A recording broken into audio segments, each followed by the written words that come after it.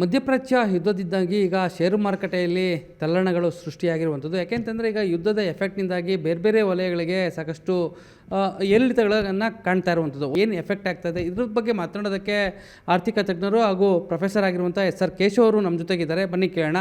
Sir, ಈಗ ಯುದ್ಧ ಶುರುವಾಗಿ 18-20 ದಿನಗಳಾಗ್ತಾ ಇದೆ. ಈಗ ಷೇರು ಮಾರುಕಟ್ಟೆಯಲ್ಲಿ ಸಾಕಷ್ಟು ಡೌನ್ ಆಗ್ತಾ ಇರುವಂಥದ್ದು ನಮ್ಮ ಭಾರತದ ಷೇರು ಮಾರುಕಟ್ಟೆಯಲ್ಲಿ. ಇದಕ್ಕೆಲ್ಲ ಯುದ್ಧದ ಎಫೆಕ್ಟ್ ಅಂತ ಕೇಳಿಬರ್ತಾ ಇರುವಂಥದ್ದು. ಒಂದು ಕಡೆ US ಡಾಲರ್ ಕೂಡ ಹೆಚ್ಚಾಗ್ತಾ ಇರುವಂಥದ್ದು. ಹೇಗೆ ಸರ್? ಯುದ್ಧ ಹೆಚ್ಚಾದಂಗೆ ಏನಾಗ್ತಾಯಿದೆ ಅಂತಂದರೆ ಅನಿಶ್ಚಿತತೆ ಜಾಸ್ತಿ ಆಗ್ತಾಯಿದೆ. ಆಯಿಲ್ ರಿಫೈನರೀಸ್ ಮೇಲೆ ಎಲ್ಲ ಬಾಂಬ್ ಮಾಡ್ತಾ ಇದ್ದಾರೆ. ಸೊ ಹಂಗಾಗಿ ಏನಾಗ್ತಾಯಿದೆ, ಒಂದು ಆಯಿಲ್ ಪ್ರೈಸಸ್ ಜಾಸ್ತಿ ಆಗ್ತಾಯಿದೆ. ಒಂದು ಆಯಿಲ್ ಪ್ರೈಸಸ್ ಜಾಸ್ತಿ ಆದಾಗ ಏನಾಗುತ್ತೆ, ನಾವು ಮುಂಚೆ ಏನು ಮಾಡ್ತಾಯಿದ್ವಿ, ಡಿಡಾಲರೈಸೇಷನ್ ನೋಡ್ತಾ ಇದ್ವಿ. ಎಲ್ಲರೂ ನಾವು ನಮ್ಮ ಇವಾಗ ಇಂಡಿಯಾದಲ್ಲಿ ಇರಾನ್ ಜೊತೆಗೆ ನಾವೇನು ಮಾಡ್ತಾಯಿದ್ವಿ, ರೂಪಾಯಲ್ಲೇ ವ್ಯಾಪಾರ ಮಾಡ್ತಾಯಿದ್ವಿ. ರಷ್ಯಾ ಜೊತೆಗೂ ಅವ್ರ ಕರೆನ್ಸಿಲಿ ನಾವು ನಮ್ಮ ಕರೆನ್ಸಿಯಲ್ಲಿ ಮಾಡುವಂಥ ವ್ಯವಸ್ಥೆ ಮಾಡ್ಕೊಳ್ತಾ ಇದ್ವಿ. ಯಾವಾಗ ಅನಿಶ್ಚಿತತೆ ಜಾಸ್ತಿ ಆಯಿತು, ಮುಂಚೆಯಿಂದ ಡಾಲರ್ಗೆ ಏನು ವ್ಯವಸ್ಥಿತವಾಗಿ ಬೆಲೆ ಇತ್ತು ಅದನ್ನು ಮತ್ತೆ ಹೆಚ್ಚಳ ಆಯಿತು. ಎಲ್ಲರೂ ಏನು ಅಂದ್ಕೊಂಡ್ರು, ಇಲ್ಲ ಡಾಲರ್ ಇವಾಗ ಗೈನ್ ಆಗ್ತಾ ಇದೆ, ಡಾಲರ್ಗೆ ಡಿಮ್ಯಾಂಡ್ ಜಾಸ್ತಿ ಆಗ್ತಾಯಿದೆ. ಡಾಲರ್ಗೆ ಯಾಕೆ ಡಿಮ್ಯಾಂಡ್ ಜಾಸ್ತಿ ಆಗ್ತಾಯಿದೆ ಅಂತಂದರೆ, ಈ ಫಾರಿನ್ ಇನ್ಸ್ಟಿಟ್ಯೂಷನಲ್ ಇನ್ವೆಸ್ಟರ್ಸ್ ಅವರು ನಮ್ಮ ಸ್ಟಾಕ್ ಮಾರ್ಕೆಟಲ್ಲಿ ಹೂಟೆ ಮಾಡಿರ್ತಾರೆ. ಇದಕ್ಕೆ ವೆರಿ ಹಾಟ್ ಮನಿ ಅಂತ ನಾವು ಕರಿತೀವಿ. ಅವರು ಹೂಟೆ ಮಾಡಿದಾಗ ಏನಾಗುತ್ತೆ, ನಮ್ಮ ಸ್ಟಾಕ್ ಮಾರ್ಕೆಟು ಜಾಸ್ತಿ ಆಗ್ತಾ ಇರುತ್ತೆ, ಚೆನ್ನಾಗಿ ಮೂವ್ ಆಗ್ತಾ ಇರುತ್ತೆ ಆರ್ಥಿಕತೆ.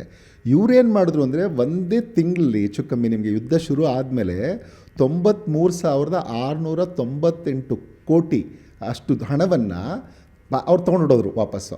ಅವ್ರು ತೊಗೊಂಡೋಗುವಾಗ ಏನು ಮಾಡ್ತಾರೆ, ಕನ್ವರ್ಟ್ ಮಾಡ್ಕೊಳ್ತಾರೆ. ಡಾಲರ್ಗೆ ಬೇಡಿಕೆ ಜಾಸ್ತಿ ಆಯಿತು, ರೂಪಾಯಿಗೆ ಬೇಡಿಕೆ ಡೌನ್ ಆಯಿತು. ಸೊ ಹಾಗಾಗಿ ಏನಾಗುತ್ತೆ, ನಿಮಗೆ ಸ್ಟಾಕ್ ಮಾರ್ಕೆಟಲ್ಲಿ ಇವರೇನು ವಿದೇಶಿ ಇವರು ಹೂಡಿರ್ತಾರೆ, ಇವರು ವಾಪಸ್ ತೊಗೊಂಡೋಗಿದ್ರಿಂದ ಸಹಜವಾಗಿ ಡಾಲರ್ಗೆ ಮತ್ತಷ್ಟು ಬೆಲೆ ಹೆಚ್ಚಾಯಿತು. ಕರೆನ್ಸಿ ಗೈನ್ ಆಗಿರೋದು ಯಾವುದು ಅಂತಂದರೆ, ಸಿಂಗಾಪುರ್ ಡಾಲರ್ ಗೈನ್ ಆಗಿದೆ, ಬ್ರಿಟಿಷ್ ಪೌಂಡ್ ಗೈನ್ ಆಗಿದೆ, ಚೈನೀಸ್ ಅವ್ರದ್ದು ರೆನುಬಿ ಹೆಚ್ಚಾಗಿದೆ, ಯೂರೋ ಕೂಡ ಜಾಸ್ತಿ ಆಗಿದೆ. ಆದರೆ ಯಾವ್ಯಾವುದು ಕುಸಿತಿದೆ ಅಂದರೆ, ಎಲ್ಲೆಲ್ಲಿ ನಿಮಗೆ ಟ್ರೇಡ್ ಡೆಫಿಸಿಟ್ ಇದೆ ಆ ದೇಶಗಳಲ್ಲಿ ಕುಸಿತ ಹೋಗಿದೆ. ಏನು ಈಗ ರಷ್ಯನ್ ರೂಬಲ್ ಇರ್ಬೋದು, ಕೊರಿಯಾದ ವೋನ್ ಇರ್ಬೋದು, ಇಂಡಿಯನ್ ರುಪಿ ಇರ್ಬೋದು, ಟರ್ಕಿಷ್ ದೇಶದ್ದು ಇರ್ಬೋದು, ಇವೆಲ್ಲನೂ ಡೌನ್ ಆಗ್ತಾ ಇದೆ. ಸೊ ಇದು ಮೇಯ್ನ್ ರೀಸನ್ಸು. ಮತ್ತು ನಾವು ಎಲ್ಲ ವ್ಯಾಪಾರವನ್ನು ಅಂತಾರಾಷ್ಟ್ರೀಯ ಮಟ್ಟದಲ್ಲಿ ರೂಪಾಯಿ ಡಾಲರ್ನ ಮಧ್ಯಸ್ಥಿಕೆಯಲ್ಲಿಟ್ಟು ಮಾಡೋದ್ರಿಂದ ಮೇಯ್ನ್ ಸಮಸ್ಯೆ ಅಲ್ಲಿದೆ. ಯುದ್ಧ ಮಾಡಿದ್ದು ಅವರೇ, ಗೈನ್ ಆಗ್ತಾ ಇರೋದು ಅವ್ರಿಗೇನೆ. ಇನ್ನೊಂದೇನು ಅಂತಂದರೆ, ಈಗ ಸಕ್ಸಸ್ಫುಲ್ ಆದಮೇಲೂ ಅವ್ರು ಹೇಳ್ತಾರೆ, ನಮ್ಮ ಈ ವಿಮಾನಗಳಿಂದ ನಾವು ಇಷ್ಟು ಹೊಡೆದ್ವಿ ಅದು ಹೊಡೆದ್ವಿ ಅಂಥೇಳಿ ಮತ್ತಷ್ಟು ಅದರಿಂದನೂ ಲಾಭವನ್ನು ಅವರು ಮಾಡ್ಕೊಂಡು ಹೋಗ್ತಾ ಇರ್ತಾರೆ.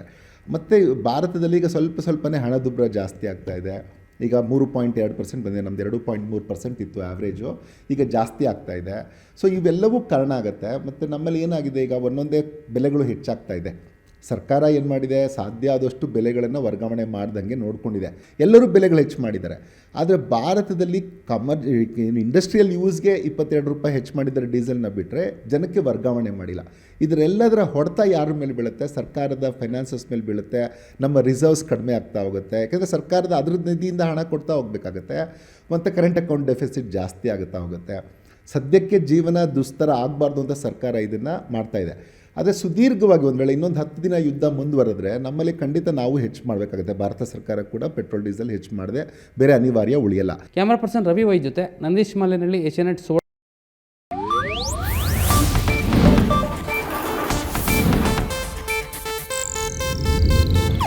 ಇದು ಏಷ್ಯಾನೆಟ್ ನ್ಯೂಸ್ ನೆಟ್ವರ್ಕ್ ಪ್ರಸ್ತುತಿ.